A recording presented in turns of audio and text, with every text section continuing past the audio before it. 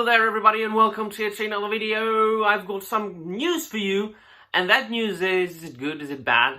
Well, I think at this point everybody knows about it if people are interested in the subject matter.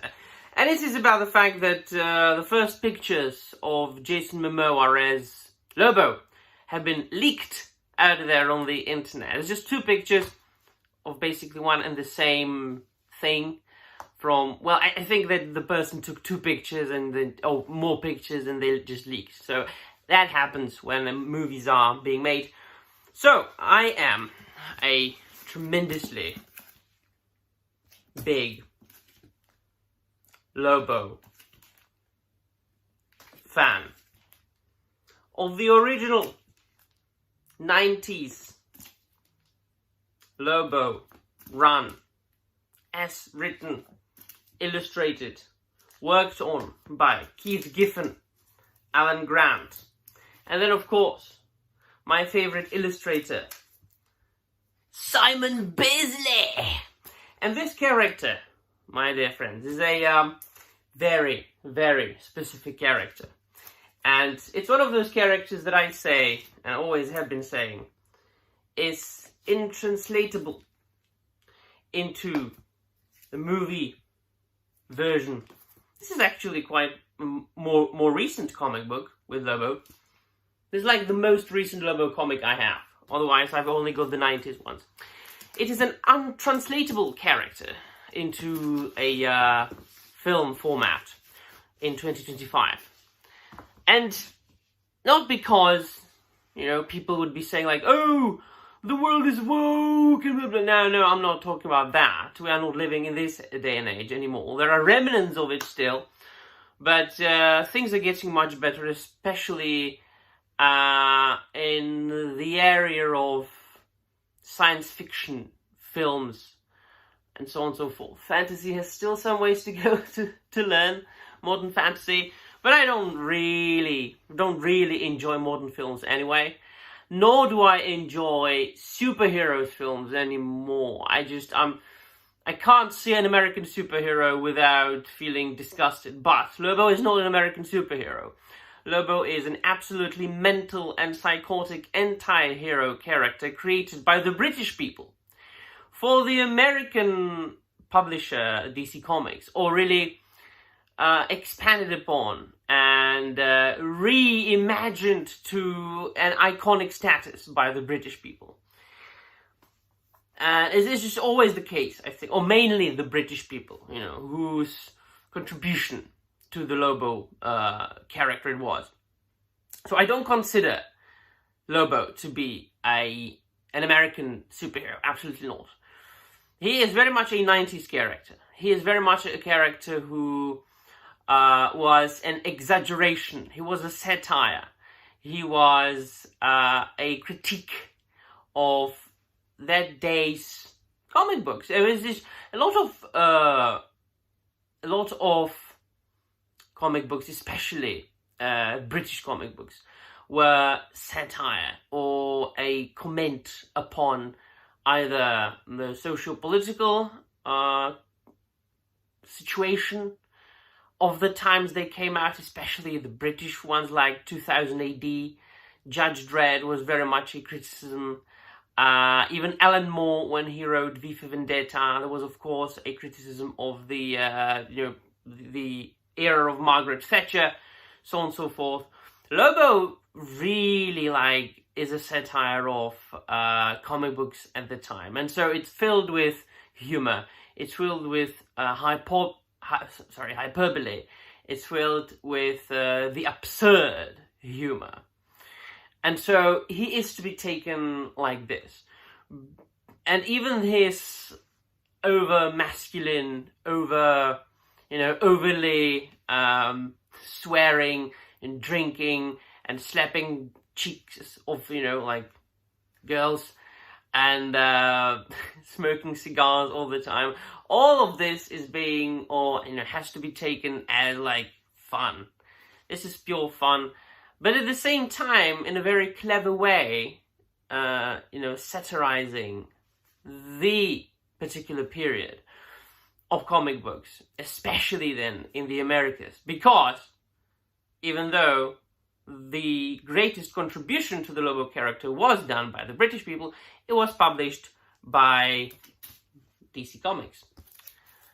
And so Lobo has always been like on the outside of the DC universe, even though he met many of the characters, and there have been crossovers, and he was a guest in many a comic. There was a Batman Lobo miniseries or one-shot graphic novel, brilliant one. There was his appearance in like Green Lantern comic books a lot, which fits a lot, him being an intergalactic alien bounty hunter. He is the last Sarnian, he is the main man, Lobo, right? And so it fits with the cosmic theme of Green Lantern. He's always been like, his own thing. And very much 90s. This is a niche thing. I'd say that Lobo, of all DC Comics characters, is the most niche one. And so he would have to be done in a very specific way to do the character right. If you don't do him right, you're just going to make him into what basically Jason Momoa has been about for the majority of his career. Now, this is a casting that everybody wanted because Jason Momoa looks like Lobo. I never understood the decision of making him Aquaman. It was like, come on. But I think that they did Aquaman a very good service by that. Because otherwise Aquaman just was a laughing matter for people, just a sissy, like a water guy, a sea guy in the midst of gods and super beings. Yeah, I know he's the king of Atlantis, but have you read some of the pre-Jason Momoa Aquaman comics? Yeah, alright, so they did the character a good service, but absolutely not a good casting as if you are into the source material. But then again, I don't really care. I don't really like American superheroes, so I might actually like the Snyder's portrayal a bit more than the original comic, because he was just fucking weird. So he definitely fits the character of Lobo more than he fits the character of Aquaman. And this appearance of Lobo, I think it should be in a Supergirl movie. That might actually be the reason why I go see the Supergirl movie, because otherwise I wouldn't care about it at all. But what I'm afraid of is that they are going to turn that character into yet another Aquaman, which means like a dumped down, boring, grey version of Lobo. He's going to be joking around, being pesky, yada yada, riding on a bike like he is in this one, on this cover of the Lobo Gallery comic book. But he's more known for having the Space Hog, which is like a huge space speeder bike, and riding on that bike with his trusty dog called Dog, surrounded by space dolphins. That's how mental it is. So I am not afraid, I am quite sure, and mark my words, this is going to happen. They are going to dumb Lobo down for the mainstream audiences, as it happens. I never really, well, I did say that it is not good for any hobby to become a part of the mainstream, but I did say that inevitably it leads to the tainting of the character, of the hobby, of the subject matter. Because always and each and every time when there is something niche, when there is a fandom, a specific hobby or a specific character or a specific story that only a certain group of people know and love, and you want to present it to more people, ideally to all people, you can't keep it the way it was originally conceived.